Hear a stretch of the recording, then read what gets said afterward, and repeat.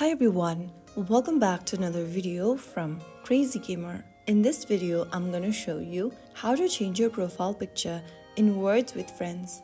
To change your profile picture in Words with Friends, first of all, open up Words with Friends app on your device. From the home page, tap on your profile picture or the name initial at the top left, and this will open up your profile. Click on the pencil icon right next to your name and click on Edit right beneath your profile picture. Now, click on Choose Existing and this will direct you to your camera roll. Select a picture that you'd like to use as your profile picture and you have uploaded your profile picture. Click on Save Profile at the bottom and then that's it. Your new profile picture will appear in the game for you and your friends to see. If you found the video helpful, like, share and subscribe for more. I will see you in the next video. Thank you for watching.